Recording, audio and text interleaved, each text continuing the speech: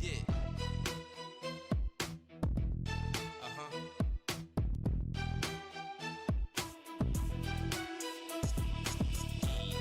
Uh-huh. Uh-huh. Yeah. Uh-huh. Uh-huh. Yeah. Uh-huh. Uh-huh. Uh-huh. Uh-huh. Uh-huh. Uh-huh. Uh-huh. Uh-huh. Yeah.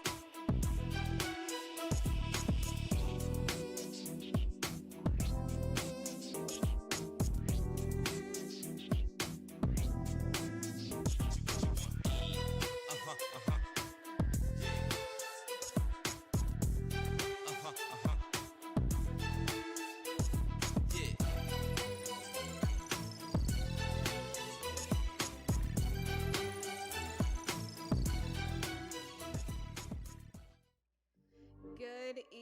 Good evening, everyone, or good morning, depending on, and I always have to turn this down because it wants to jam out with me, depending on what part of the world that you are at.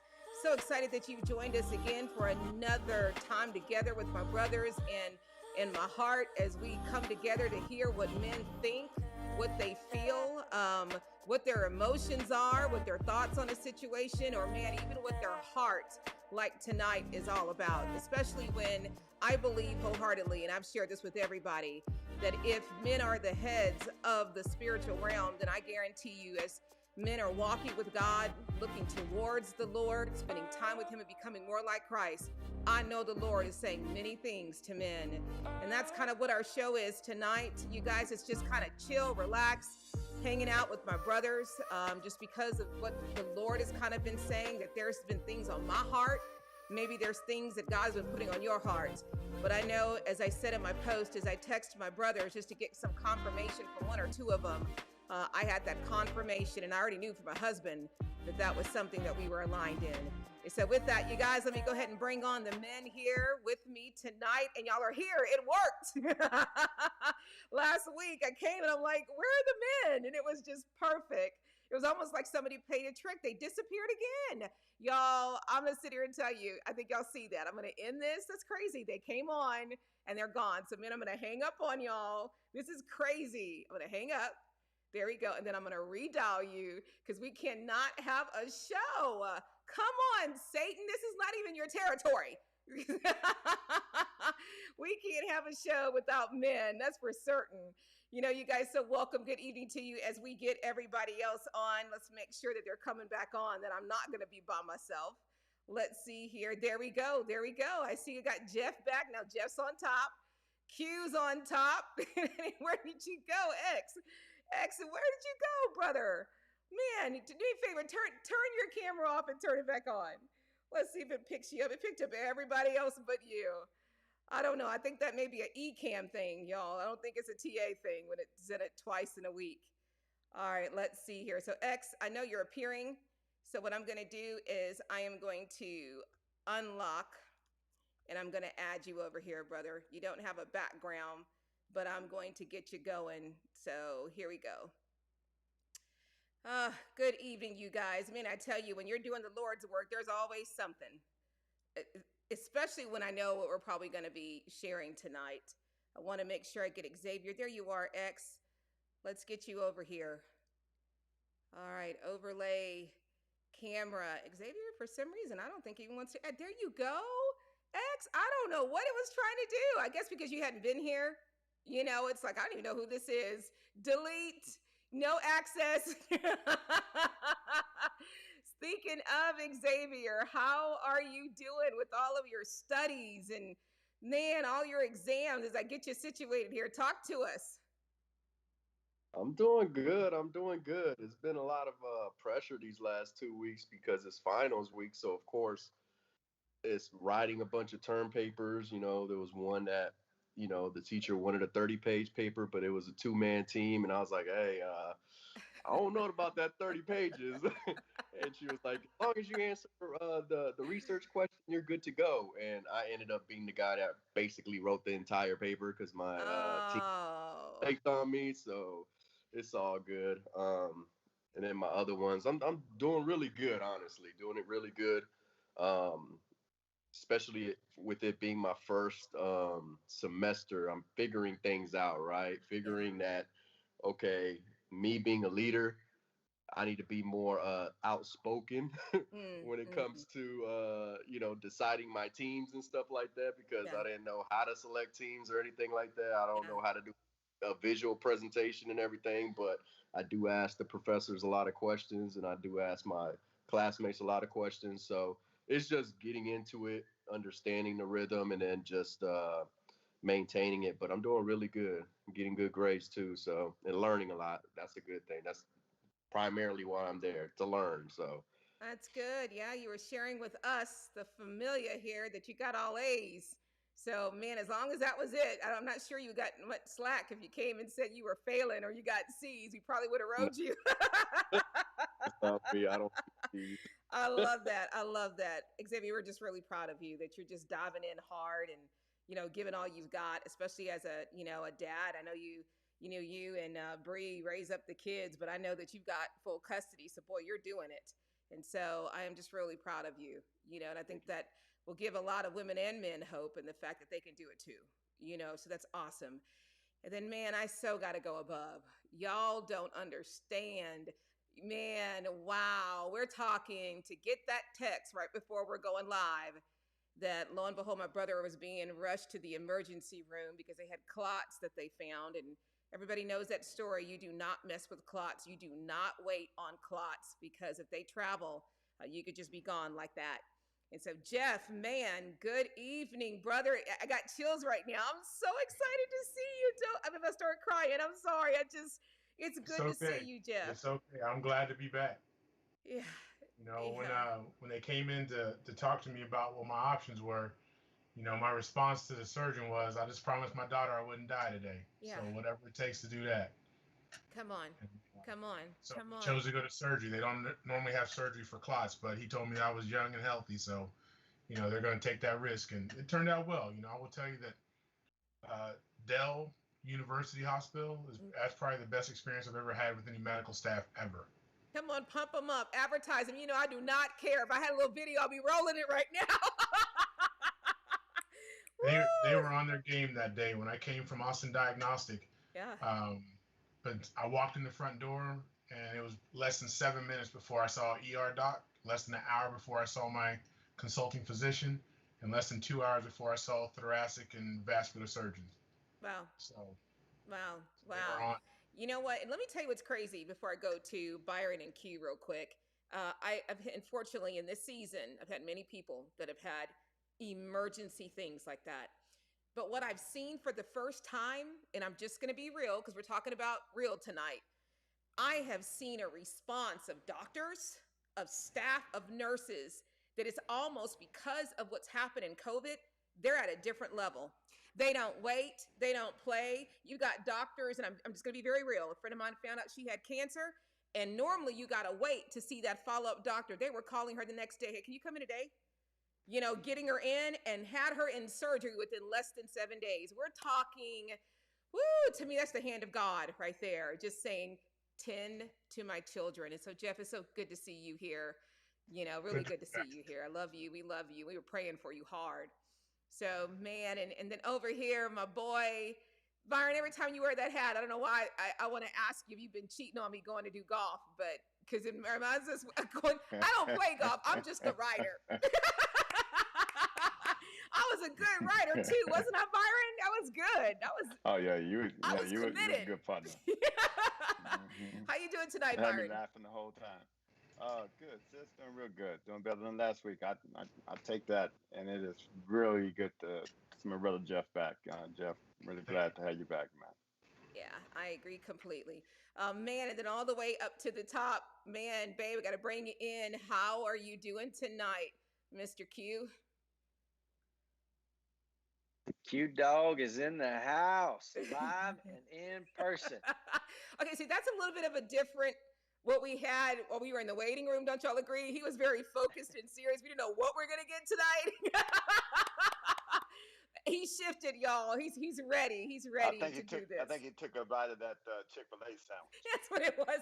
You know what, Myron? He's like you. When you're hungry, everybody leaves your house until you have ate. I'm just high on life. That's all. There you go. Well, man, you guys, we're excited that you joined us for family time because, again, if you saw my post, this is really where I really didn't get a topic. I didn't get anything from the Lord. What I literally am going to tell you, I kept feeling is number one, he didn't want to leave the heart thing yet. I mean, all he's done is talk about love is and love this and heart that and passion. And when I was really looking for him, the only thing I found, as I said on Tuesday night, is I think I know what my new superhero is going to be, my next superhero. I love it. We went to Captain America in the beginning, but lo and behold, oh my God, I know I'm right. I just have to go before the Lord. It is the Falcon who is the new first Black Captain America. And I was just thrown how in Disney, how they literally dealt with race. They dealt with race head on. They dealt with the challenge of how there actually was the first Captain America actually ended up being Black. It wasn't Steve Rogers. But because he was African American, everybody wanted to hide him. You got to go and watch the Falcon and the Winter Soldier and the way that they took it to, and you got to get through the first 3 episodes, y'all. Okay, because they're kind of purposely doing that for a reason. But when they got to episode 4, I told Quint, look, I don't know if you're in a bad mood or not, but if you watch episode 4, you will be all right. And Quint's like, I don't really want to. Man, even my husband was texting me, oh my God. I said, it's so phenomenal when he put that suit on for the first time. Oh, and then God, when he says, excuse me, I'm Cap. Come on. That was so good. But when it came to the Men Do Talk, I just really felt the Lord pressing on my heart. And I felt like it wasn't just me, that when I sent that text, I was looking for just somebody else other than Quint. And when I got that confirmation and I saw X, who's in knee deep of studying and testing right now, put a thumbs up, I thought, okay, I know it's not just me. And so tonight, you guys, this is just us hanging out. And we're going to talk about what is it that really is on our heart. What is it that God is putting on these men's hearts? And not only that, but let's go deeper than just that. Let's even talk about, and what do you think God is saying to you about it? Like, this is what you feel he's putting on your heart. But what does that mean? What is he saying? Especially when you saw my post, we are in a separation. I'm going to say it out loud. People can throw vegetables at me. Okay, we are definitely in a moment of shifting and we are in a transition. And if you've not felt it, we must talk because everybody around me has felt that, which means that we can no longer do things the same. And just like we know in the Bible, what happened, when it came to, I think it was Abraham going back, I'm going to sit here and tell you, I don't think the Lord is okay. I'm just going to say it with us going back. It's almost like a choice now. It's a cutting of the cake, which is where we left off, here with Men Do Talk, and then we did the equipping, and that was on fire last week. If you didn't see that, I literally am still overwhelmed by that. That was powerful what God did because he had some specific things he wanted to talk about when it came to him slicing the cake. And he's saying, you're either here with me or over there. There is no more gray because people have put too much gray in a book that to me is black and white. And it's caused some people to struggle, to end up straddle a fence, to be straight away. Okay, and to think that they are down with the Lord, as 1 John says, and Paul said in Colossians, and they're not. And so for us here on this show, we're going to have to start talking about those topics that nobody else wants to talk about. And we did last week. So if you did not see that episode, you need to go and watch it because the Lord spoke and we had to go there. And we were very direct and very honest as well about it. So please make sure you watch, last week's show. And good evening to you guys as we get ready to dive in. Please make sure you share this. I'm going to go as quickly as I can because I know the mood that God has got us in. I think y'all could tell even with the music when you logged on. It's literally like we're hanging out here at my house, chilling out on the balcony, probably having some barbecue going. and just relaxing and talking about the Lord and looking out towards the lake. And so with that, you guys, man, good evening, Tammy, my beautiful friend. So excited you're here. Always, I look for you. Excited, Tammy Gustafson, just always excited. And then I've got Tercia Acevedo. So excited you're here. Also, man, good evening, beautiful Dr. Claudette. Again, just thank you so much for your letter of recommendation that got Miss Boogie into her first Real Deal Academy for Christ School. Thank you again so much for that. Sister Jacqueline, there you are. So excited that you've joined us tonight, sis. Welcome, welcome. Miriam Gonzalez, hello, beautiful. Excited that you've joined us tonight. Man, also Beckford Garfield, welcome. Good evening to you. Excited. LaDonna Stair Mills, hello, my gorgeous friend. Joyce Galvez Sampson, hello, my gorgeous sister. So excited you're in the house with me. Garfield Williams, welcome, brother. Excited that you're here. And then, man, I've got Michael Gladden. Welcome, brother. Excited that you're here from Men Do Talk. Gosh, so many of you guys. And then I'm going to try to say it. It's Sepra Capra. And I don't know if I said it right, but I know that you're somewhere in Czechoslovakia. And I always want to try to say these names, but I don't want to offend you.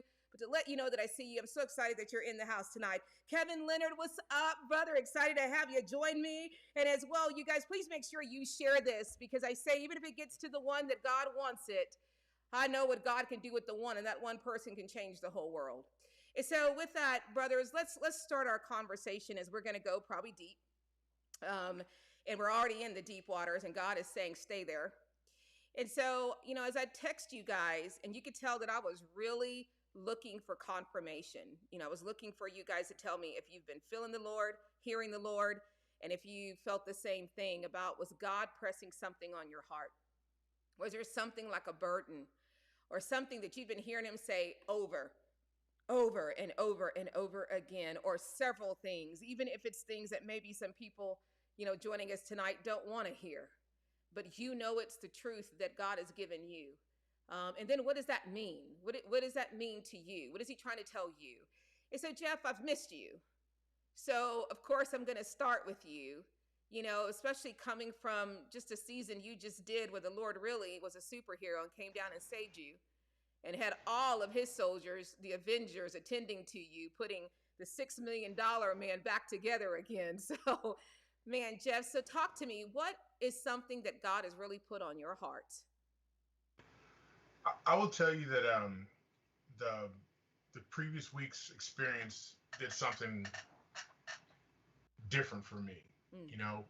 It stripped away everything that was around me, and the only thing you consider in those moments are the things that are truly important to you. And it's a double-edged sword. So you appreciate recognizing those things that are beautiful, but there's a little guilt surrounding the fact that you spent so much time focused on things that weren't of value to you. And so I don't know if anybody's familiar with Robin Sharma, but he's a great writer. But one of the things that he talks about is that oftentimes we get caught up in the process. You do something and it produces a result, and the result's beneficial or okay. And then you produce something with someone else and the result's okay. This group to the left brings value to you. You're connected to, you love, you adore, you have a spiritual connection with. These other people are clients. That's good. And what value would you have if you took this time away from the client and invested in this relationship that you also did business with, but you also had that spiritual and that personal connection with? It may not be the same financial gain, but the growth and the love and the development that you get from that, you can't get from the other relationships. But yet we get caught up in it because we get caught up in paying bills and, the things that are worldly. And it stripped it all away, because even in the moment where I was thinking about, I don't want to see this bill when it's over with, and all those types of things, this calm came over me about the bill is only able to be there because I woke up today. Come on. So my focus should be about the fact that I'm in a position to be able to pay that bill. Woo. It wasn't left to my family, or wasn't left to my daughter, because I will tell you the biggest thing that came to the forefront of my life in that time was have I created the life for Sophia that I think she deserves and that I'm capable of? And have I done that for my son Zach? And I hadn't. So I wasn't done yet. So my prayer wasn't about my health. My prayer was about me coming back and being able to finish my business. So that's what came to me, was that I had all this work to be done, and I'm capable, and I've been gifted with the ability to get it done, and I hadn't done the work. So there was a lot of, it started off as guilt, but then what I realized was it was acknowledgement. You know, I was just getting a reminder. Come on. You know, you have to leave the guilt part behind. And so I just realized that now is my time. Come on. I recognize this, and it's time to do the work, and it's time to put the excuses aside, and it's time to focus on being in the presence of the people that you care to be in the presence of, and it's time to do God's work in a manner that you would pass and have this peace about passing because you've done his work. Because you know. So, Wow. yeah. Yeah, and obviously he wants you to do it because he sat there and sent the Avengers to tend to you, to give you the opportunity. So come on. Trust me, I felt the prayers. Woo. So, yeah. That's deep, Jeff. You know, Jeff, I got to say this about you. You know, I don't know if you've ever heard that joke. If you were on an island, who would you take and what would you take? Dude, I would so have you on the island with me because I know that even though we had limited resources, we would figure it out some way, somehow, or decide that this is where we're supposed to be. So let's make the best of it. I mean, you just are one of those people that I know 100% that we have a moment of shock, but it would only be a moment because we would know that if we got dropped here, we got sent here. There's something we have to do. And so I absolutely love your transparency. I do. Pastor Q, you know, I heard you earlier say I'm not no pastor. Man, I wanted so much to interrupt that conversation, but we had to make it short. I was going to do one of those, you know, wifey moments. Excuse me, you know, but I didn't. Pastor Q. So let me ask you a question.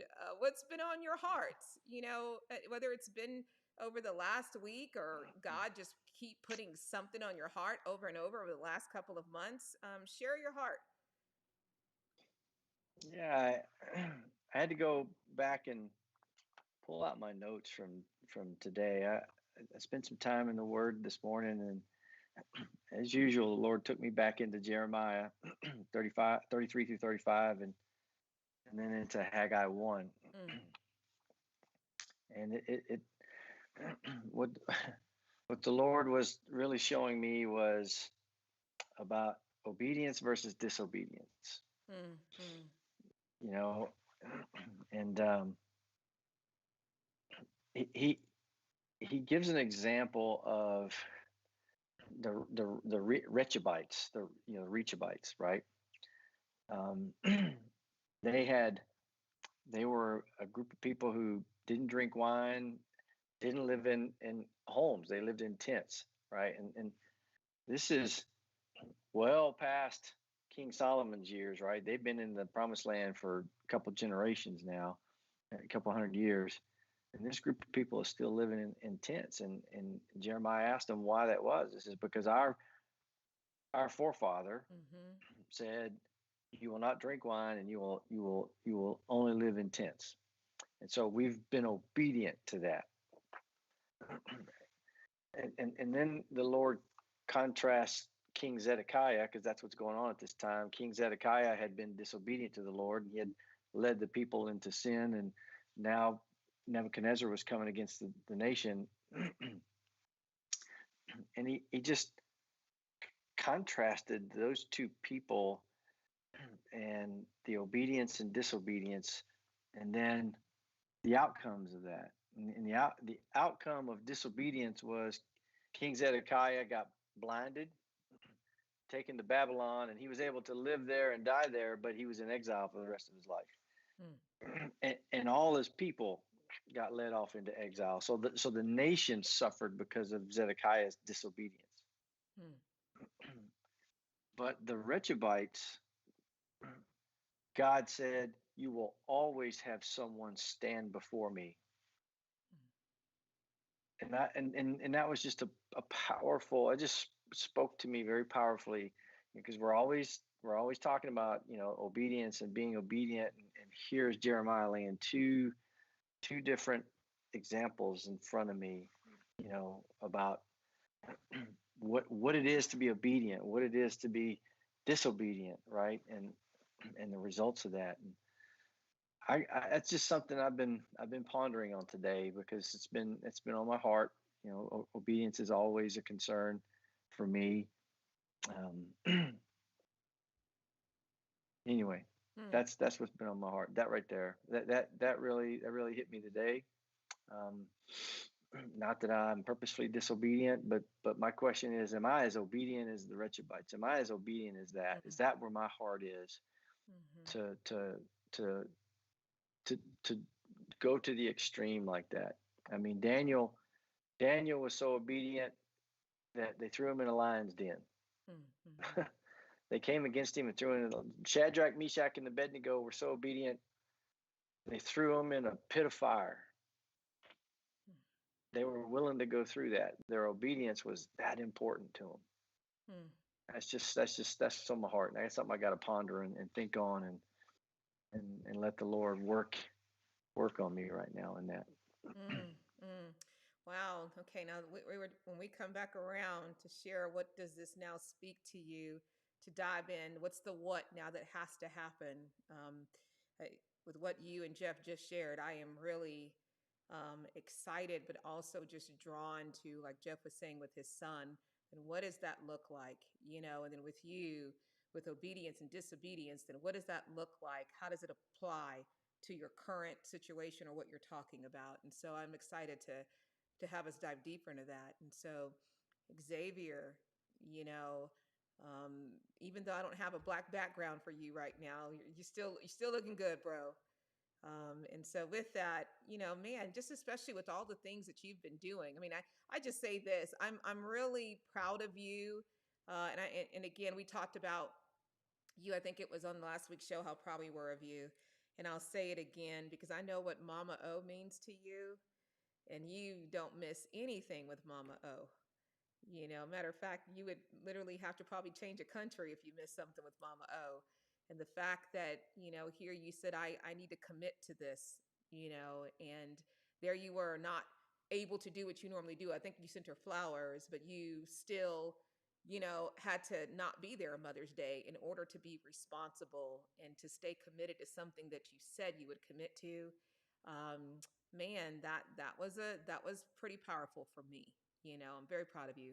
And so when it comes to, everything that you've been doing, Xavier, in your life or with the kids, or just even being right now in this time that we are in, is there something that, God has just really been pressing on your heart, that no matter what you do, here it is, or you find yourself bumping into it, or you wake up with it, or go to bed with it? Share that with us. Yeah, definitely. It's crazy because God has me in a position where it's kind of like you are where I need you to be at. Mm, You know what I'm saying? Like there's seasons in your life where you're busting and grooving, and then there's other seasons where it's kind of like there's that calmness, that peace. Just hey, mm, I got you in a place right now where I'm doing something with you, right? mm, Um, and another thing is just be grateful, right? mm, Um, and it's crazy because mid 2020, you know, what it was May 8th, 2020 is when my life slowed down mm, mm, tremendously, right? And it allowed me to see a lot within myself and around me. Um, and I know you spoke about this, especially when I had coronavirus. You were like, hey, we need to be prepared, right? We need to be ready. Um, and it's put me in a position where you think about different things in life, kind of like what Jeff was talking about. Like when he was saying what he was saying, I was like, bro, like you kind of talking my notes right now. mm, mm, Like it's mhm, being mhm, prepared, right? mm, Prepared for what would happen if this situation happened. Will my family be set up? mm, Is my legacy going to live on? all the work that I'm doing right now, is it meaningful?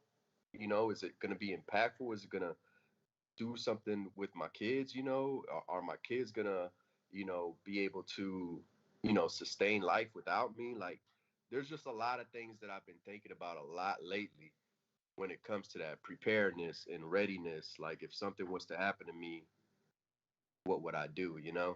Um, at the same time, a lot of learning and understanding. A lot of things that I know that I needed to learn myself when it comes to, parenting, and at the same time when it comes to finances, when it comes to relationships, when it comes to, uh, just valuing myself a lot more, and, distancing myself a lot more from like social media, getting off the little selfie kick, and just being, hey, just motivate, inspire people. Like, get off that selfie game. Like, hey, it's meaningless. So it's just understanding, and I guess growth, just growing. It's growing within me, um, but also just becoming a better me. Seeking that knowledge, and challenging myself to be the best me that I could be. Um, and it's crazy because me, I'm the type of guy that I always want more, right? I always want more in life. I always hustle. I always grind. I always get it if I gotta get it. Um, but I'm in a situation right now where it's kind of like God is telling me, "Yo, I got you. Like, don't worry about anything. You're where I need you to be at right now." And I know this probably speaks to a lot of people, right? Because a lot of people probably think like, man, I'm 30 something, 40 something, 50 something, and I'm not where I need to be in life right now. I'm not further than when I was expecting to be. I don't own a house. I don't own my cars. I'm in debt. I'm, struggling right now or whatever like that. But just know that God got you, and you are in the position where he wants you to be at right now, right? Maybe he wants you to, just stay still, and learn and grow, and figure things out, and seek what you need to be seeking, and seek the Lord, and build that relationship with him, and become one. So, that's one thing. And then the next thing is just gratefulness, right? Um, and it's crazy because I literally had a person that I know pass away yesterday that was part of my car club, back in the days. And, he wasn't in good health, right? And I just think to myself, like, you're in good health, X. Like, you got great health. You got an amazing family. You got an incredible support system. People around you like Quint, Tracy, Jeff, Byron, like people that actually love you and stuff. Like, you got great people. Be grateful for what you got, right? Um, That's good. and at the same time, um, I was at FedEx today, and I was like scanning a document, scanning one of my exams in to submit it. And like I seen a guy, and he was like an older gentleman, and he was asking the clerk for help and stuff, and his hands was just shaking like uncontrollably, like he couldn't write. So he was like, "Can you help me write and stuff?" Right? And in my head, I was just like, "Man, I'm grateful that I'm able to write." Like, it was something so minute, something so little that I saw, that I was just like, man, it's those little things that you're like, man, bro, like, I'm grateful for life. I'm grateful for health. I'm grateful for, being a family. I'm grateful for having good people around me. I'm grateful for just being able to breathe. And it's powerful what Jeff is saying too, man, because it's like, bro, like, you you don't know what's gonna happen to you, right? And you're in a situation in a hospital bed, and you're kind of like, man, have like, I set my family up like about the medical bill and everything like that, but bro, you're breathing, man. Like, and it's crazy because when I got the text message about you, bro, I had a text, I called you immediately because I was like, man, and after we got off the phone, I was like, man, I love you, man. Yeah. And I'm just grateful. Like, I'm really grateful for you, brother, and for y'all. Like, I'm really grateful for everything that's in my life, man. And I'm grateful that you're here today too, bro, because you've been very impactful to me, man, and my family. It just means a lot to see you, man. Mm. I love you, brother. You know, I appreciate that more than anything. The people in this video right now, my world, you know, TAX, Mm. Byron Q. Mm. I feel you. I feel you, brother. Whew. Okay, Lord, you didn't prepare me for all this. I knew something was happening, and that's all I knew. I just knew that it was very much a very real, real. Um, Man, Byron, what has God been putting, on your heart? Because I know He's been putting, like, almost like pressing it on you. Just because sometimes we're so busy, and it's almost like as if you feel like you're not even operating like you should operate or you could, because the Lord is really trying to tell you something. What has He been speaking to you on or trying to tell you, Byron? Yeah. Um, yeah, I can definitely, make it personal, but, one of the things that, I love about getting together with my brothers, and I love them all, right, is, how genuine they are, and the love, how true that is. I mean, you can only hope, in your lifetime that you have people that love you and are willing to express it openly, just like X did. And I think the ability to do that, has everything to do with being a child of Christ, right? Understanding what true love is, and it's apparent. Um, and it's funny. No matter what I jot down, whenever my brothers speak, that becomes your focus. It's Mm-hmm.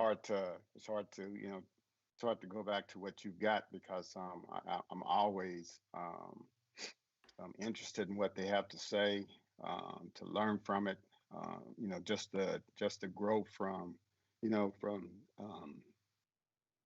men that they are. You know, Mm-hmm. they continue to be obedient. It's great. It's great that that Q called that out. That was kind of one of the things for me.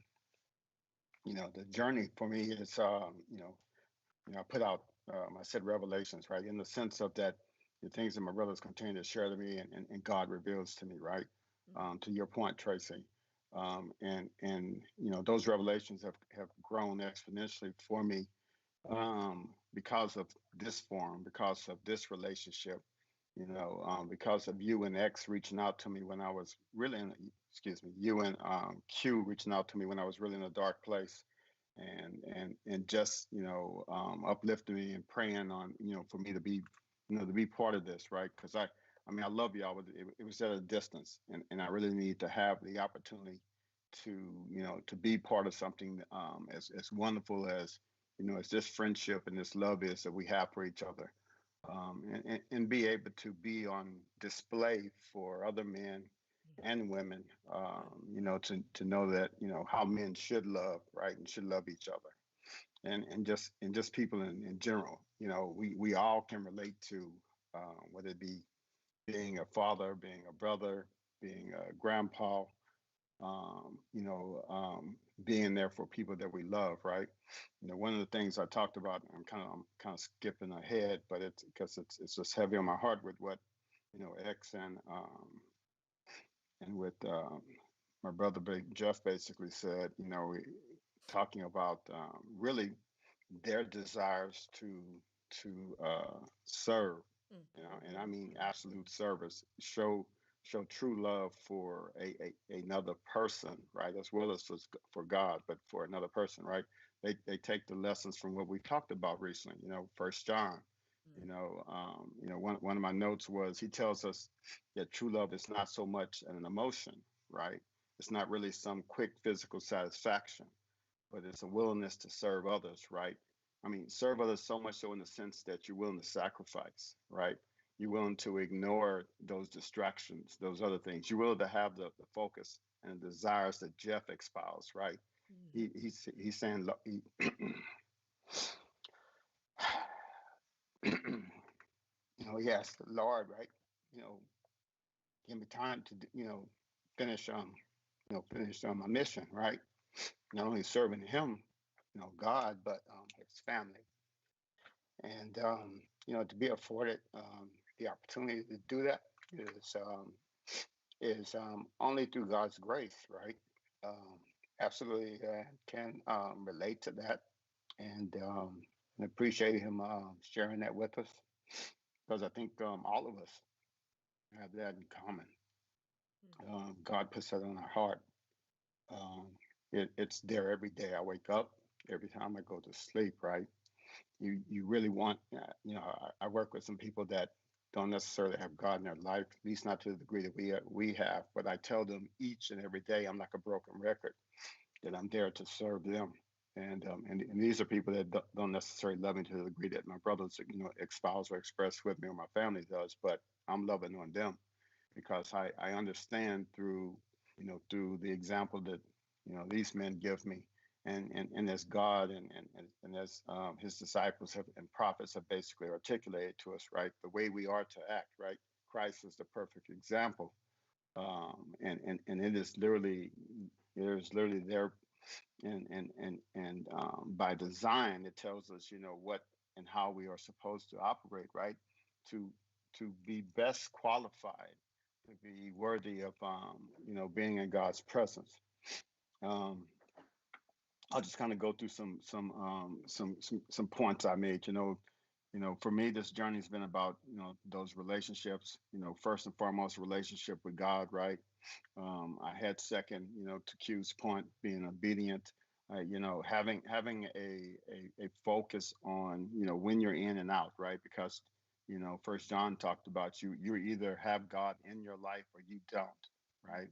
And if you keep that foremost in your mind, right, you will see. Unfortunately, you see more examples of people who are not putting God first, right, and as a result, don't have Him in your life.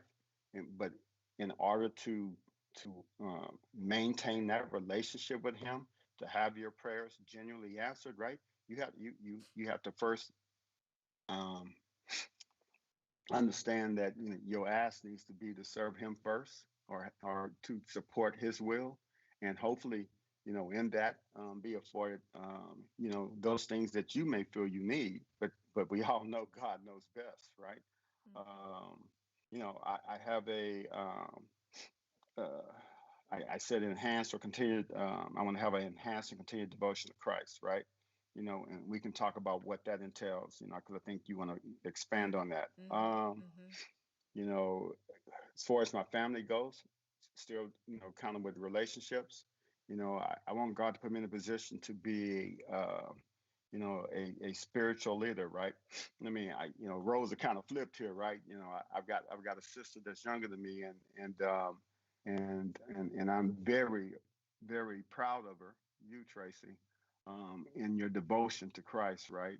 And I know you receive a lot of that strength from having that good man by your side, but he knows as well your strength that you have and your faith that you and your devotion that you've basically demonstrated. And I think your big brother, right, definitely wants to be on par with that for you. Um, I have a hunger, that I've told you and I've mentioned in our conversations, you know, um, you know, I can't, we were talking about Xavier and the studies, right? And what God has basically put on him at this time.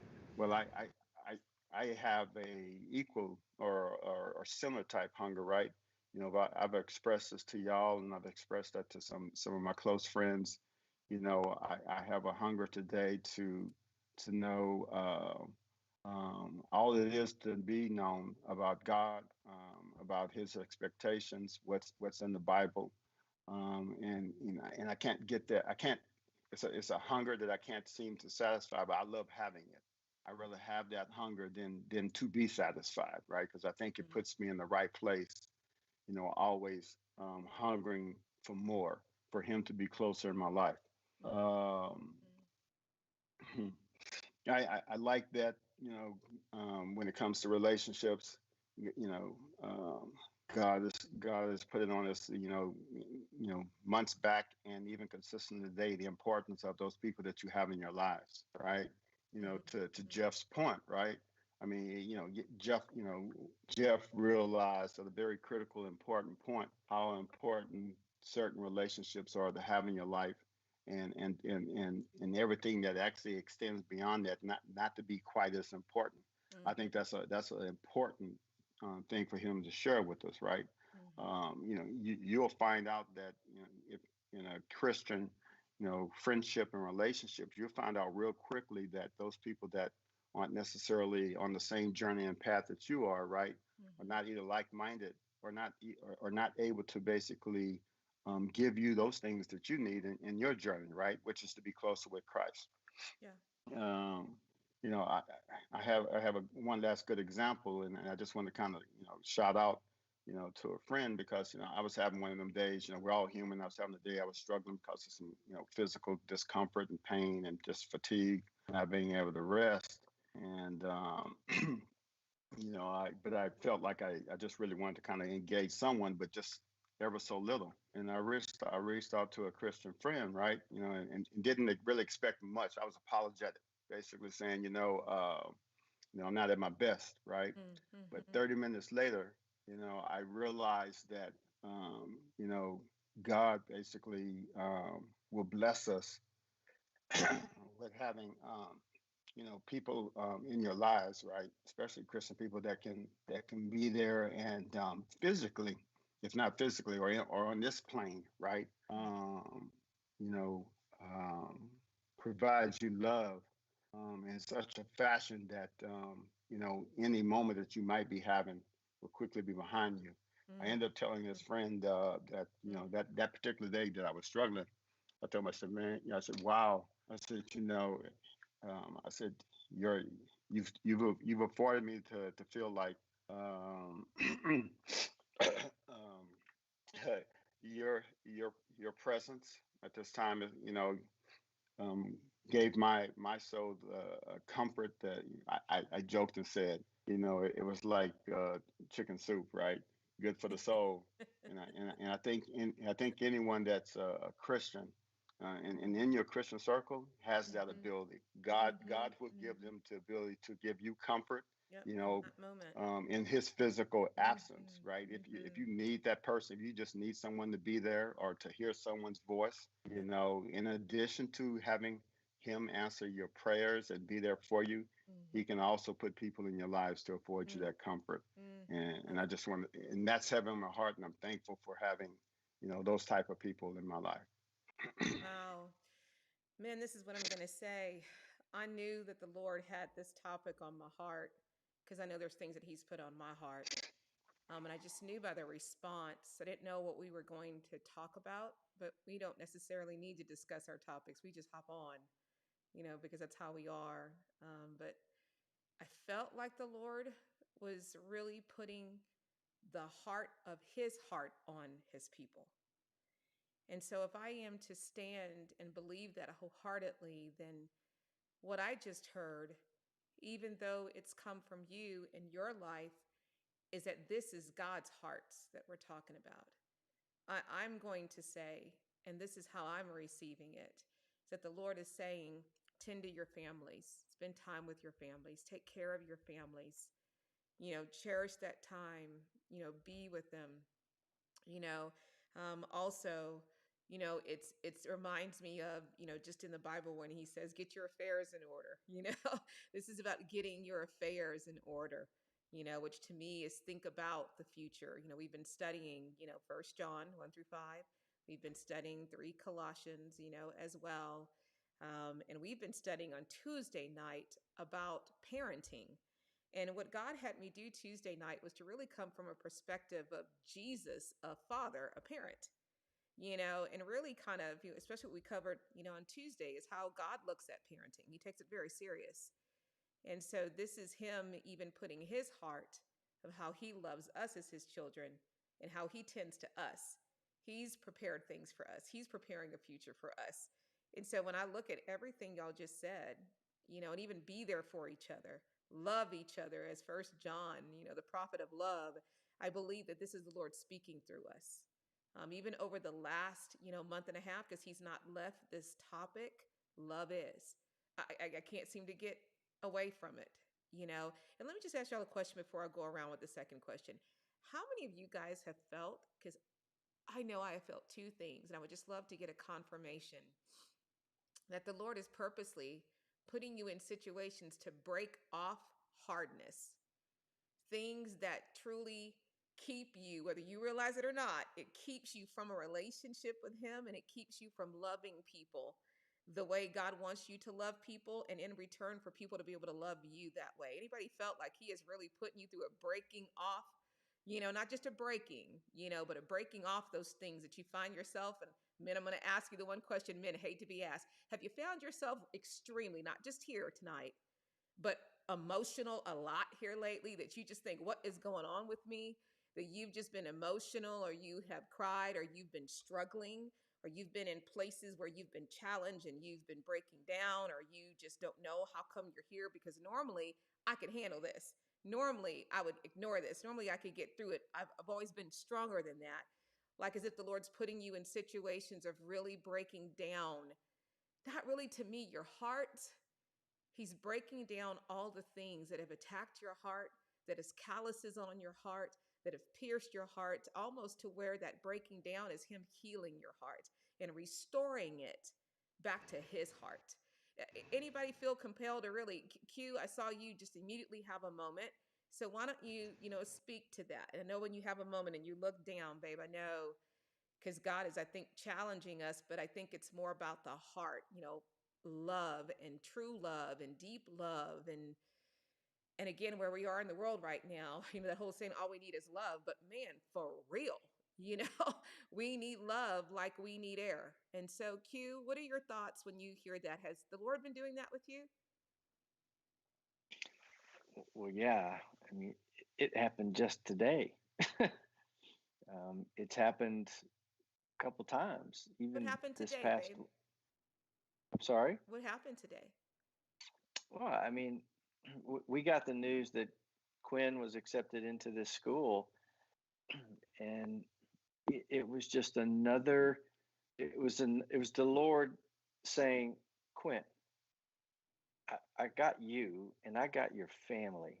Mm, I promised you mm, these things. Why are you worried? Why is your mind going down this thought pattern or this woo, thought path about this stuff here mm, when I I I've clothed you better than the lilies of the field. I know the number of the hairs that you have on your head, even though there's not as many anymore. And he he has promised, and he's true to his word, and his word never comes back void when he sends it out to do what he sends it out to do. And here was him one more time saying, Quint, mm, I told you I'm gonna take care of this. I mean, even if she hadn't gotten in, mm-hmm, mm-hmm, he's still in control. mm, He's like, Quint, I told you so many years ago that everything you put your hand to is going to prosper. Come on, babe. Why do you doubt? Why are you worried? Why Mm, why are you letting these things have place? Why are they stealing your peace? mm, mm, mm, And I just had to get down on my knees right here, mm, right here on the right next to the bed, even though there's just a little bit of carpet sticking out.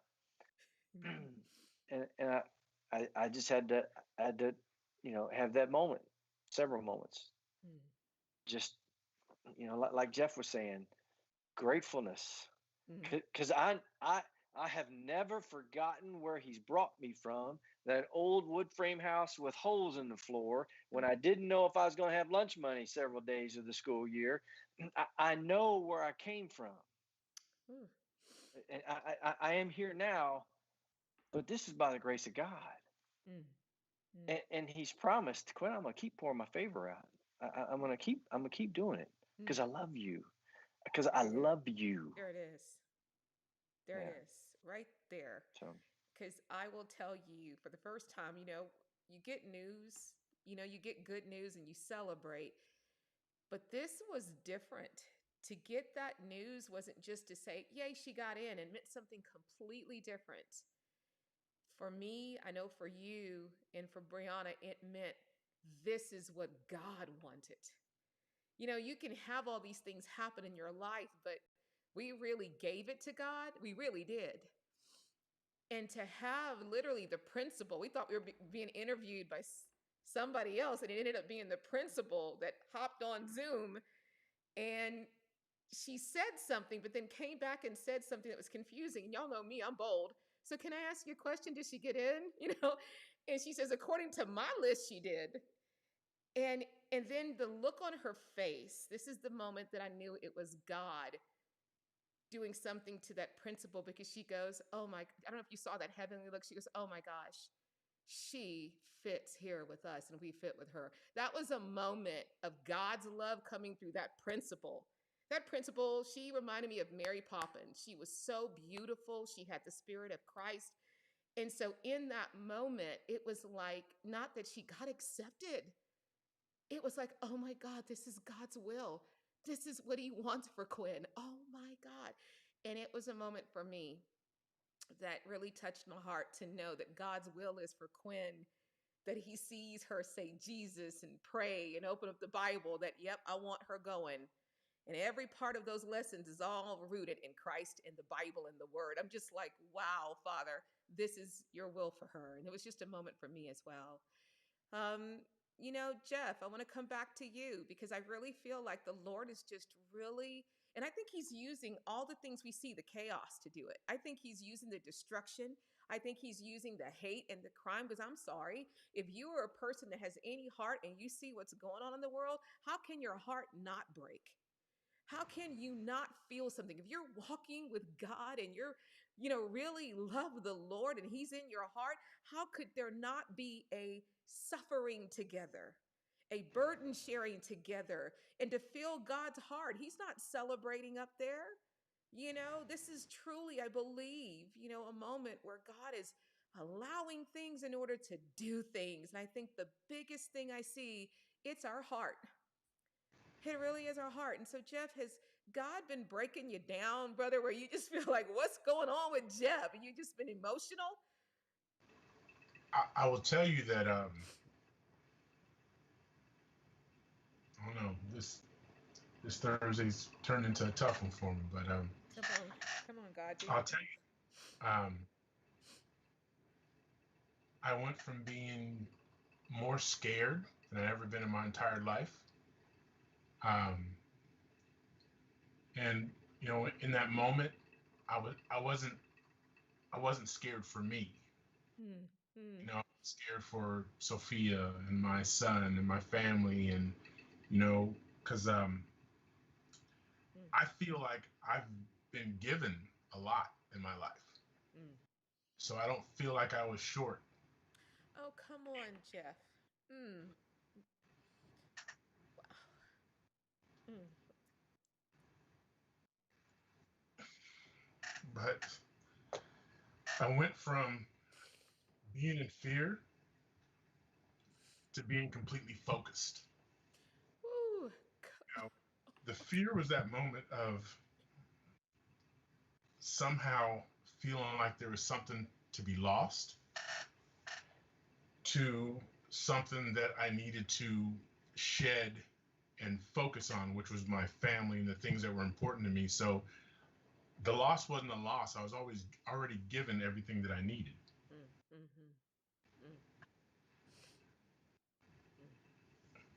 So then it just became, what should I focus on? And when I focus on those things, did those things add value to the people that I loved and cared about in the relationship that I had with Christ? Because you can focus on a lot of things and achieve a lot of things, but at the end of the day, if you achieve those things and they don't do those things, then you've wasted your time. There's a quote that I love. It's by Will Smith. It says that if what you're doing doesn't make someone else's life better, then you're wasting your time. Come on. And I was terrified when I first got the phone call and told that I had to go to the emergency room, and the people around me that were sharing the information and looking at the information from my scans were freaking out. I mean, they were visibly freaking out. And I'm like, you're supposed to be the ones holding it together. Mm. So, but what I realized in that moment was that we're destined to do things, and God's path is going to go where it's going to go, regardless of what we do. And in that moment, all I could think about was, you know, is he finished?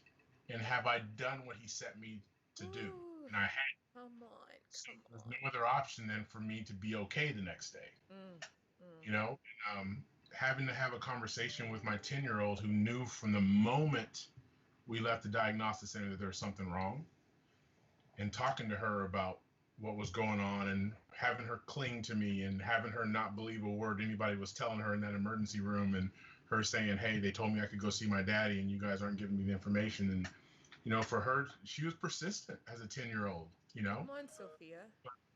Yeah. Come on. That's the But future. That's the 5.0 version God's creating for his future, y'all. Come yeah, on. but we talked Woo. about this once before. We talked about how God speaks to us sometime and we ignore it. Mm, mm. And he had my full attention on Wednesday. Come on. I mean, there was nothing else in my thought other than where are you at in this, because there's only one way for me to end up on the other side. And so that was my full focus. And Wow. it was strange in that in the first moments I was terrified, but from that moment that I realized where I was headed, I was just focused. You know, I was playful. My family was trying to figure out, how are you dealing with this? You know, I think they all thought I was pushing it off and not realizing where I was at. But I was at peace with the fact that there was a solution and I'd come out the other side. And now I'm responsible for finishing all those things that he laid out in front of me to contribute to my family.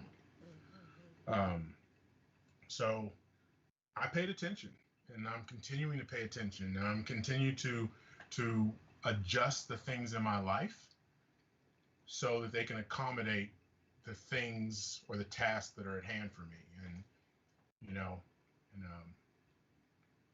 and it was eye opening, you know, and I realized that it is a gift, because there have been so many people that, you know, had COVID and all these other things they passed away from, and you know, didn't have an opportunity to come back and, you know, contribute to their family or to the world or to their Christian brothers and sisters. And I have that opportunity, and I'm fully committed to doing what's left for me to be done before I go. So, Mm, an ex brother, you know, I love you, man. You mm, know, how this started between you and I, the moment I met you, bro, I knew that there's something absolutely different about you and that you'd always be in my life. And you prove that every single day. mm, And then you were the catalyst that led me to TA, mm, mm, which obviously led me to Q, mm, which obviously led me to Byron. mm. So this all started with you, brother. Yeah, it did. You know, and there's your family was a blessing. You invited me in your home when you were still overseas, and you know, the relationship that we built at TA's table. I mean, if we sat down and told the story, everybody would think we were lying. Come on, right?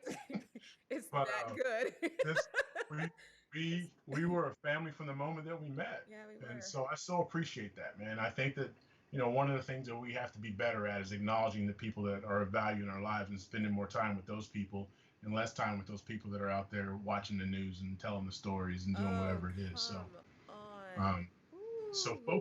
focus was what was brought to me, but the emotional aspect of going through that, and you know, having to realize that you are the sole person responsible for all your failures, whether they're emotional, whether they're spiritual, whether they're personal, whether they're business. You're responsible for that, because all the outcomes are based upon your decisions and your actions.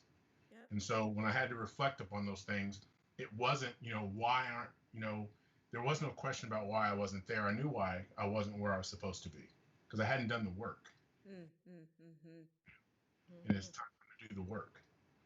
I posted a meme today, social media, and it says, um, everybody wants to be, I think it says it's like a superstar everybody wants to be famous until they're responsible for doing the work to be famous. I just said this to somebody just today, You a know? client about an So, employee. so in our world, everybody wants to be saved Come until on. it comes down to doing the work of being saved, Come on. Come which is on. previous conversation about the resolution for men, Come you know, on. stepping outside of your comfort zone and stepping into the world and reminding them why we're here and how we got here and how we are to remain here. We don't inherit anything Mm. without his forgiveness and his guidance and his love and Mm-hmm. all that, Mm-hmm. Wow. no matter what the world tells us. So Wow. a lot of focus, and I'm happy to be back here on Thursday. Mm. Happy, blessed, Mm. more importantly, blessed. Mm. So, Well, you men shared, what you felt, and we'll use this last 25 minutes to do this because the show is always an hour and a half. It was 2 hours, and we were kicking almost to three. God had a lot to say, in that time. But, you each shared something, and so I want you to do, and I think you've already kind of been thinking on it. And, we'll kind of have you each take like 5 minutes to answer this each. But I want you to think about, so if this is what you believe that God is pressing on your heart, what does those steps really look like? How do you take, whether it's a spirit of gratitude, what does he want you to do with it? I've always believed wholeheartedly that God just doesn't want to bring you to something. He wants to take you to something, which means he wants you to get somewhere. He wants you to do something because I've always believed that God is a forward moving God. I don't believe my God is stagnant. And I don't think he believes in staying in a time period. He keeps moving. He may keep us in it because we ain't learning the lesson, but he's moving forward, with those that are, and that obedience, like you were saying, babe, what that looks like. We can do 40 years in the wilderness real quick, but I don't think God meant for at all. That was not his plans for his children. He was trying to take them somewhere. The wilderness happened because of them, like what you were saying, Jeff. And so if we were to take these things and you guys really look at this, okay, then what's the action step? Like what then, is it? For example, I'm going to use UQ because I feel like, that's a little bit closer to home to me. And so if it is obedience and disobedience, then what is it that you think if God is saying this message to you? And I'm not going to come to you first. I'm just using you as an example because it's the best one that I can grab right now. Then what particular is he talking about? So if this is his message, because God doesn't normally just bring you a message for it to breathe. There's an application. There's a reason why. There's a focus to something in your life that he's wanting you to do, but not just what. It's what is it? What is it? And so let me come to you, X. Okay. And I just wanted to use it as an example, real quick. So yours is about, man, X, I've got you right here for a reason, and be grateful for what you have. But there's something else that God is saying. If he's saying, look, I've got you here and be grateful, then what is God saying he want you to do with that? Just sit still with that? Just be in that moment. Just sit still and think on it. Man, thanks God. I appreciate it. I just feel in a season where we see God, again, separating, okay, shifting and transitioning, there is movement. There is action or something he's calling you to do, in those moments. And so, X, talk to me. What do you feel that is? And I know you talked about, preparing for your family and are they prepared? Okay, what does that look like? What is it? Mhm. I know. Did I unmute myself? Yeah, you're good.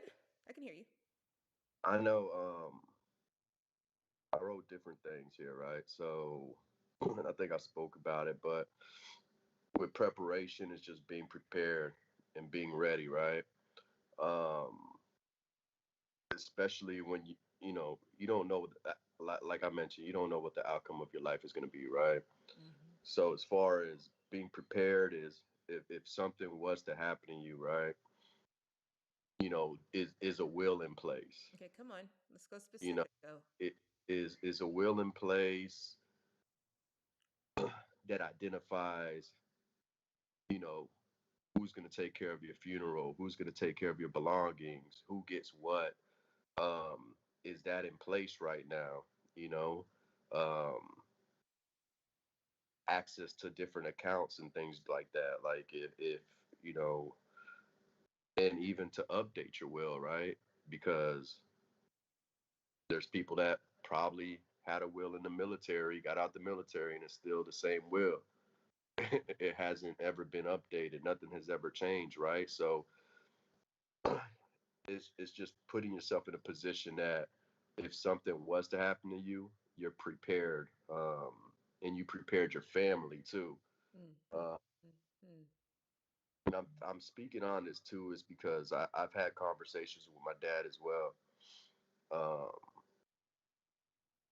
about him, and he's getting older and things like that, and he's like, Savi, you have to get your stuff in order, right? You have to get everything in order just in case if something was to happen to you. Have everything in order right now. Everything that I have is set in stone where everything's in place, right? Mhm, And he's just been kind of diving that deep within me. So that's something that I need to share with people out there as well. mhm, mhm, Especially since I pretty much had a friend yesterday that passed away, and it was kind of like, man, I was just thinking, like, dude, I know he didn't have his stuff in order. I know he didn't have his stuff in mm, order, right? And I know mhm. pretty soon on Facebook there'll be a GoFundMe thing to raise money for his funeral and stuff, like there always is with people here in Killeen, Texas, right? Wills, life insurance. Do you have life insurance for your family members? Things like that, right? That you should be having to set your family up for success in the future. Um, and then when it comes to just understanding different things, right? Like parenting, how can like I'm learning how to become a better parent, right? Mhm, mhm. I always tell people, whenever you want to learn something, go on YouTube. YouTube is free. Like, go on YouTube and seek the knowledge that you need to seek. Like, just go on YouTube University, find what you're looking for, how to YouTube how University. to be a good parent. What are Love good that. parent tactics? What can you do as a parent? What can you do as a father to a teenage daughter? You know what I'm saying? Like, Yeah. especially when they get older, right? Because I got a teenage daughter now. So, and it's a daughter, it's not a son, right? So it's not like with Jovan, it's a different type of relationship, right? Me and him, it's a sonship. That's my son, right? Mhm. But with a daughter, it's totally different, right? Yeah. So it's, you know, being able to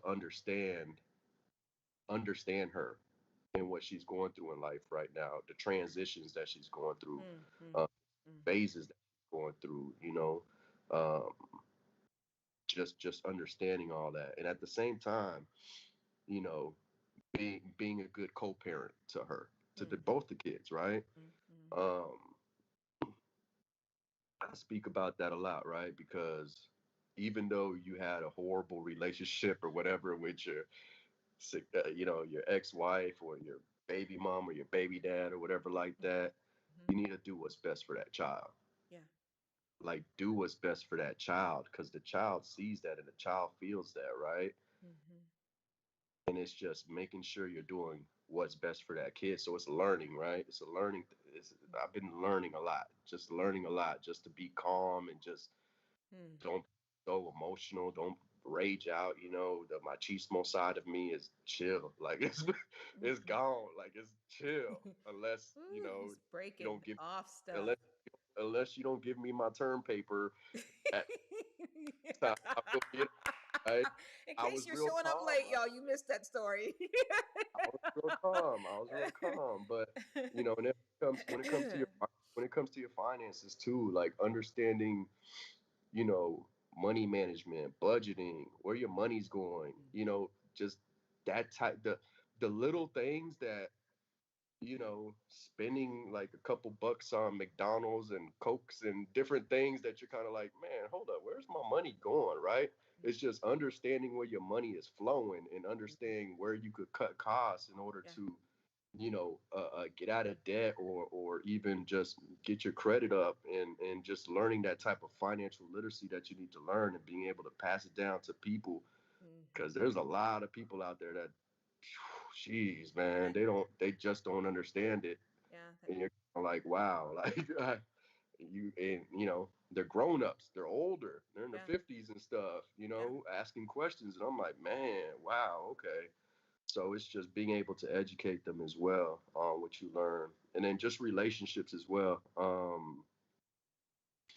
With me, I'm very patient, right? I'm very patient because I know what I want in a woman, right?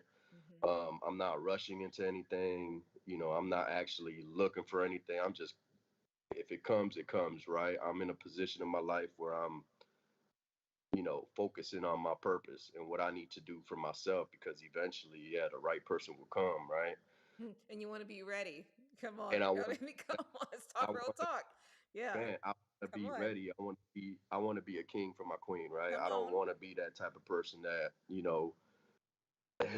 is wilding out. Like I want to be mentally prepared and just to be able to give my all to that one person and be able to wife up that person, right? And not have to worry about nothing. So, Yeah, that's good. um, just understanding just different parts, how females think, how men think, and you know, when it comes to godly relationships, red flags, all that stuff. Learning, just educating myself. I'm educating myself on relationships too. Like great marriage. YouTube Like University.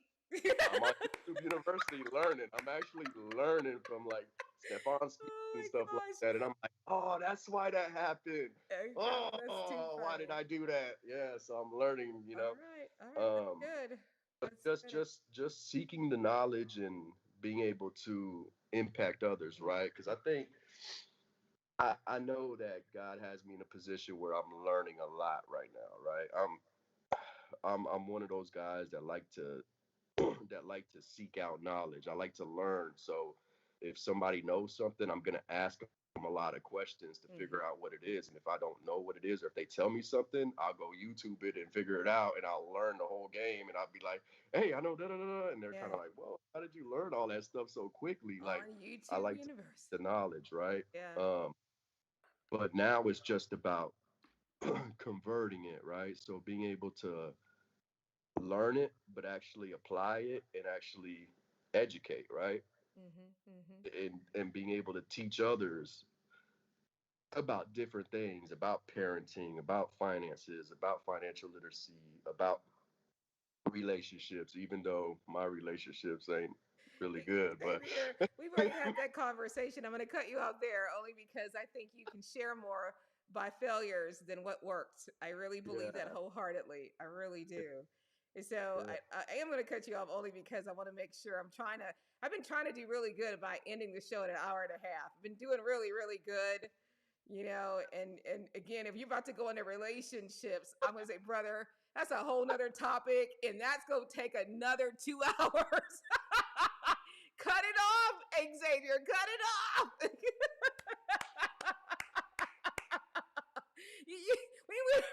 We went from financial responsibility to understanding women. The moment you did that, I'm like, God. we we can talk about that in the month of June, brother. Make it a whole show. Okay. So, oh my God. Woo. Okay, so Byron, again, the goal is 5 minutes. Okay.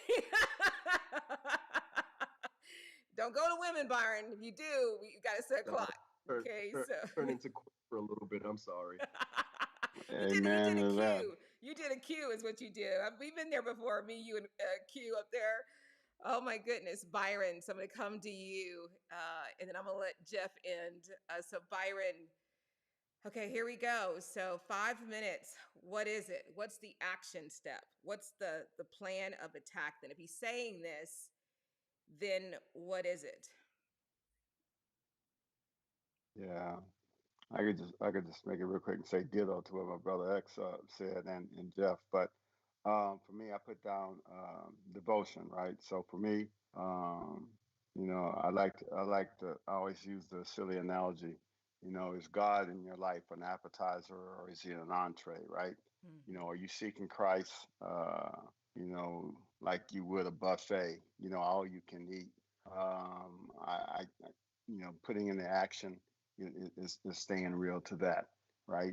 I see many of good Christians, close people in my life that are Christians, but when we was talking about that cake, Tracy, or we Mm-hmm. talk about a plate, right? And you look on that plate, God's just a pea on that plate, um, that is that really staying true to your hopes and desires? If you find yourself being in a situation Jeff's in, right?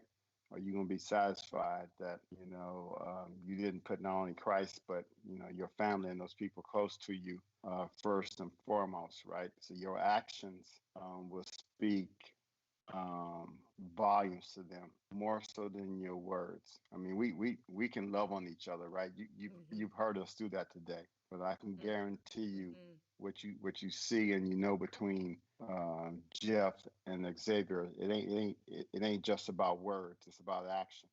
Mm-hmm. And that's what you can take to the bank, and that's what God would take to the bank as well. Not just your words and your praises to Him, Mm-hmm. We but shared your that scripture actions. last week. Yeah, it's good, Byron. Yeah. Decisions, right? You got to decide to value the right things and distance yourself from other things. We've talked about that many a times, right? It's Mm-hmm. really easy to say the right thing. You hear people say the wrong things, but it's Mm-hmm. really easy to say the right things, a lot of lip service, but really, again, if you find yourself in that situation, right, what are your actions saying? Have you truly made a decision, right, to put God first in your life? Have you Mm-hmm. truly made the decision, right, to remove those people that you know are basically interfering with your relationship with God, right? That's good. Do you have a conversation with them, spend time with them, you leave and feel better, right? Because I can guarantee you, when I get together with these brothers at any time, right, or on Thursday, I leave feeling better, right? And, Mm-hmm. and, and that's when I know that I'm doing the right thing, right? Because God will confirm, for me emotionally, physically, That's good, spiritually, Byron. That's when good. when when I'm when I'm when I'm operating the way that He would have me and would Mm-hmm. love and expect me to. Mm-hmm. And making that decision to do that. Mm-hmm. Um, and I think I just said, God equips us to be able to identify right from wrong, right? When you know when you take the exercise and you listen to your brothers, right, and they're telling you basically you're doing something wrong, you have to basically take that, you got to execute with that, right? I would trust these brothers to step up and let me know if I was doing wrong, right, to have my back, and literally just let me know I'm doing something wrong. I think you've seen the most success in the Bible, right? And you'll continue to see the most success in your life when you see people that make sacrifice, right? God expects us to make sacrifices, right? And if you're not making those right sacrifices, you will not be rewarded. At least not, as just say at this time, right? I think it absolutely takes sacrifice. Sacrifice can be as simple, but as hard as removing those people from you that basically, as I already stated, Mm-hmm. right, that are not helping you in your desires, right, Mm-hmm. to be Mm-hmm. closer with God, right. Mm-hmm. I'm looking for people that will mold me into being, the better person, to be like my brother X, right. X is all you can hear it in his words. You can see it in his expressions, right. The man's about loving on people, right, and loving his family and supporting his family, and I'm the same way, and I think the rest of us are the same way. Yeah. I get that from each and every one of them, and that's what you need in your life. So yeah, execute. Mm-hmm. It's those things I've said. Mm. And I love that, Byron. And I love that you brought up one of the biggest things. Again, we're talking God is separating. Okay, that's a big one. Separation is the hardest thing, because there's people that you've got to come to a truth with. and what that relationship really is. I think it was Jeff who said it today, where you've got people that you have that are friends, and maybe at certain times in your life, y'all were close because of where you were at that time. But now you're grown and you're growing in Christ, and Christ is the biggest thing in your life, and you're living for Him. And you're looking for those things that, if they don't line up with God, you're kind of becoming a downright extremist, extreme fidelity, as Quint would say, that if it ain't with God, if it's not about God, if it doesn't line up with Him, I ain't doing it. I'm not saying it out of my mouth. I'm not posting it anywhere. I'm not reacting in a certain way. And boy, and I always want to check thyself, because you've chosen now to not just love God, to not just worship Him, you've chosen to live for Him. And that's that bigger leap. That's a bigger level. And so I love that, because I think relationships is one of the places that we struggle, because we want to be accepted. We want to be loved. We need attention. We need validation. But I do believe that we've kind of all been in a season of isolation. I know I have, where it's just been me and God. I told my friend that I was talking to the other day, I said, I want to write a book, Quarantine with Jesus.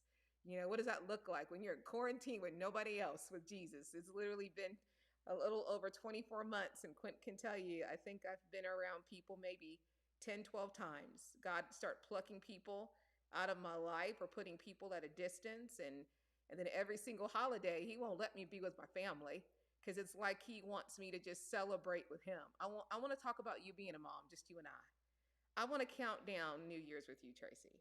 I want to celebrate my birthday with you, Tracy. I want to do Thanksgiving, Tracy, with just you. Like, it's really been a one-on-one relationship, with Jesus, which is why I think He's getting me a puppy, because He's like, okay, I think you need something. And which means if He's getting you a puppy, I'm not coming out of quarantine with Jesus anytime soon, y'all. Okay, so it means I may be here for another year. I'll write a book. What does that look like, being in quarantine with Jesus for 3 years? Okay. What does that look like?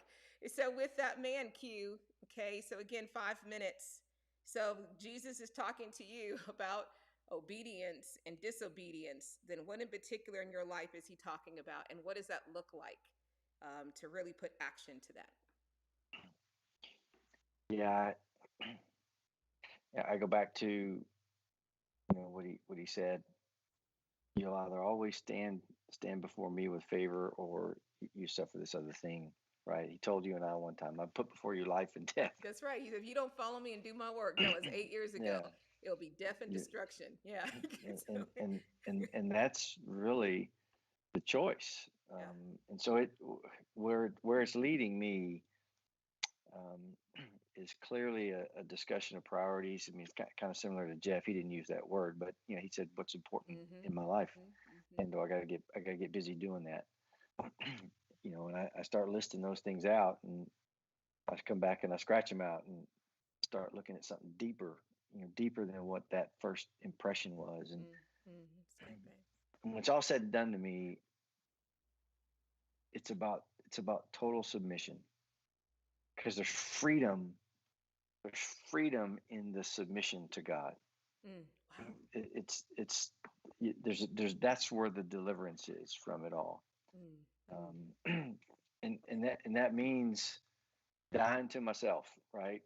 And you don't think about that every day, but it's about putting my desires down, the things that I want, my own opinions, my own, not that they're not important, but when they get in the way, when they cause my pride, my envy, or something like that to rise up in me, then that's got to die. And I look at Jesus, and I think He was God, and yet He decided to put all that down, come be a man,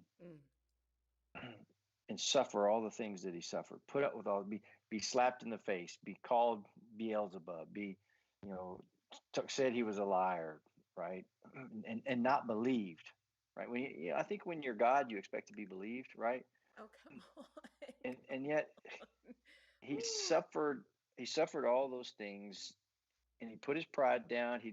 When they were slapping Him, and who slapped you? When they had Him up on the cross, and they said, well, why don't you just come down? And He could have, right? I mean, he was holding the nails together that were holding him up on that cross, but he didn't, because he was focused. There was a bigger end game. There was a greater goal that he was after, and Obedience. God, and good kid. he said he said, I have only said the things that my father told me to say, and I've only done the things that my father told me to do. He could have came to this earth and done whatever he wanted to. He could have lived his life, but he was so submitted that he only did what his father told him to do, and he only said what his father told him to say. So that's what he's put in front of me, and that's my application. and his peace is my measure. Oh, I mean, that's what he said in 1 John. Let the peace of God keep you. And he's saying, if things start to well up inside of me, the peace of the Lord ought to be what I'm measuring things against. What's causing me this friction? What's causing this? Is it something about me, within me? Is it my pride? Is it my envy? Is it my self-righteousness? Is it my, desire to please, please myself with these different things? Or is it dying to myself, being focused on what God is saying, the character, the traits, and being like my Savior? We're in the submission in that. Where's that peace? Where am I going to get that and keep that peace? How am I going to guard my heart against all that so that I keep my peace? Because Paul says you got to guard your heart. Yeah. He says, and be renewed in your mind. So to me, it starts in my mind, which is why I was going through this exercise of what my thoughts are about these different things. So that's my application. Really, really, really good, babe. I think I gave you lots of hearts on that one, because that's pretty powerful with everything that you said. And so thank you for that. And so, man, I can't even call you Lazarus because God didn't let you die, but he raised you out of that hospital. So I almost want to call you Lazarus because you were special to him, is what that meant. So, Jeff, I'm going to let you close out because you talked about Sophia and you talked about your son. And that was really what God put on your heart, sitting there that, like you said, you had let go because you were just so busy focused on the day you get out.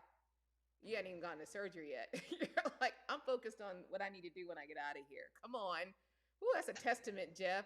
So what does that look like when you say that? What does God want you to do?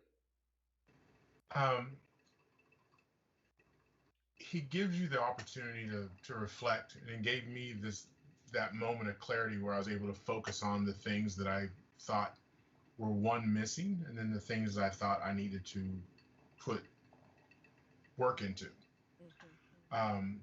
So what it looks like for me is that, I kind of did like what Quint said. You make this list and then you scratch it out and then you go deeper. That's good. And you make these tasks that you need to accomplish, and then you realize, for me, what I realized was it wasn't accomplishing the task, because I've always been kind of the task master. You figure out what you need to get done, that's what I go get done, and then that stuff is done. And the reflection that I had was that my job is to be so immersed and serving out my purpose for God that there's no question in my family about who I am and how I stand.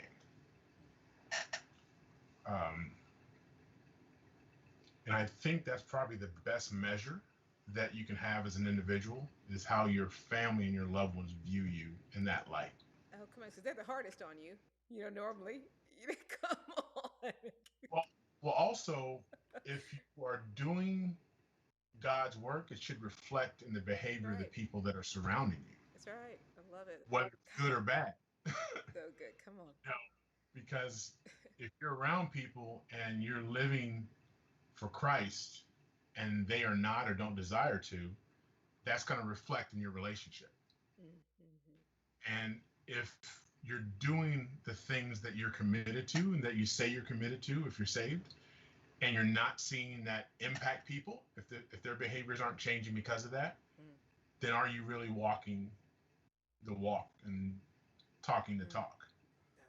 Because if you're not, then, or if you are, then it should be reflected in your relationships. And if you aren't, then all you're doing is giving it lip service. And I keep going back to this brutal book that Byron introduced me to. You and Byron in this book.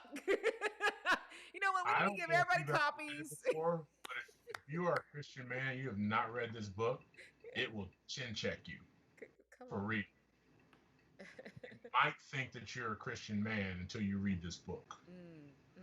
And so what I want is for who I am in Christ to be reflected in my children, my family, and the people around me. Oh, That is what comes from that. did you just say what I think you said? You went from, oh, wow, I'm just having a moment right now. And if I just break down and cry, just overlook me. And this is that legacy that God really means. We think legacy means money, and prosperity legacy. What God is really talking about legacy is not only, like you said, for those that, because he did say it's very hard for you to be a king in your own land, in your own family, with your family, because your family is the hardest. That is in the word, So it's for people to see Jesus Christ the King in you, and the people that would struggle to see that in you. That's number one, is what you said, for them to know that about you. But I just heard you say that I also now, my mission is to make sure that other people can see it in Sophia. They know that Christ is with her and my son and my family. God, Jeff, I had a witnessing with you, because that right there is it. That your whole family is with him, not just you, and not just with him. Like they go to church, no, they speak him, they walk with him, they know him, they love him, and they choose him. Gosh, Jeff. Wow. That was the way to end it. That was like really, really good. Man.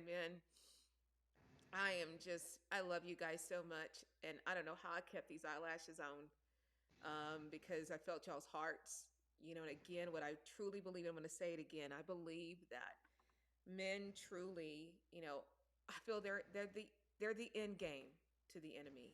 I believe they are the answer. I believe, and I say this very blunt, I believe women are stepping or doing and praying and, shouting and Holy Ghost in moment and going in prayer rooms and being the example and launching ministries. I believe that, and hello, I'm one. But I will always say, as a woman, even though I know I am a superhero for Christ, I know that. But there's nothing that compares to what a man who's a superman for Christ can do. I know better than that, because the word started with him making Adam, not Eve. And then from Adam, he made Eve. So I love women's lib. I'm all about it. Let's go, ladies. But I am that woman who speaks about, yes, we are to be, because we're supposed to be Deborahs for our kings. And a beautiful Esther too, but a Deborah. But I totally believe it is for the purpose of being that queen for our king. That was the purpose, to help meet, to be there, and to help him really stand in that. And so I love you guys so much. I love that God ordered this. This is what he said, go do, and now I know why. And so I don't know what our topic's going to be next week, because he didn't let me go beyond this, because I think he knows me. I would have jumped to that probably. But I am excited to have you back, Jeff. And X, we're lifting you up in your studies. We already know you're going to slay it. Byron, absolutely love you. And let me tell you what, I think when it comes to those bigger moments in my life, God always says, go call your brother. Go call Byron. Let me tell you what, I wouldn't have got where I was at today if he didn't have a Byron in my life. And I'm being straight up honest. Byron was the meat cutter, and God needed me to get it for him. You were. You were. And let me tell you what, he put Samuel in a meat cutter house, and he became, the prophet that he used to anoint David. He didn't set him in a sweet place, calm place, holy place. He sent him in a place that could build him up and toughen him up, because of what he was going to have to do in the walk that he had in front of him. And Byron, I'm going to say it over and over. I would not be the woman to go through the things I've been through in my life and still be here if it wasn't for the fact that God put Byron in my life to toughen me up, give me no excuses. Tell me I don't care, get back up, let me know when you're finished. And I don't care what degree you don't have, because you can do it if they can do it. And don't call me until it's done. And that was Byron. And he challenged me. And because I loved him, oh, God, that's good, Lord, how you backed me into that. Because I loved him with all my heart. I did it not because I was trying to be the best. I did it because I loved my brother and I wanted him to see I did what you told me to do, Byron. Look, I did it. And then it turned into, see, I did it, Byron, you know? And Byron's like, I ain't mad at you. Because look what you can go do. Come on. And I believe that's what God is saying right here. Love me enough to go do what it is that you need to go and do. Go be obedient. Even if it's tough, even if it's difficult. I think God, has gifted you and I both, assist with the ability to see the value in people. And I always saw your value from day one if you didn't. And so that's where my strength and my consistency came from, was my belief in you. Thank you, Byron. I appreciate that more than you know. Man, I got all my brothers giving me compliments this week. Man, Jeff just about knocked me over. I thought, man, I'm like Oprah? Really? I'm like, Lord, I know it's not true, but don't tell me truth right now. I want to believe the lie. So I got Byron saying, you already were, girl. And Jeff saying, girl, you Oprah. Oh, come on, God. Come on. I love both of y'all so much. And I love you, babe, and I love you, X. You better slay it. I ain't accepting nothing less from you. And you guys, thank you so much for joining us for just really a family hangout, as you could tell. Just feeling like we needed to talk as a family. And what's God saying? Like we would be hanging out at our house on a couch if COVID wasn't here. And he had a lot to say, because he's saying the same thing he's been saying now for a month and a half. It is about love, and love is. And loving him with our whole heart, as it says in the word. Okay, 100%. So I love you guys. Y'all, I don't know what God is doing with me. So if you see a notice that says I'm on live tomorrow doing Bible study, come join me. I really am walking this out with the Lord because he's shifting things, and I'm going to cross over, but I'm trying to wait for him to finish the road so I know what I'm doing. So hang with me, you guys. We'll be here definitely next Thursday night, and I'm hoping God's going to confirm the superhero we're going to launch on Tuesday. I always love doing superheroes because to me they match the Bible so well. And so I love you guys, and I'll see you here definitely Thursday night at 6:55 Central Standard, 7:55 on the East Coast, 4:55 on the Pacific Coast. You guys be blessed, and I will see you next week. Bye-bye.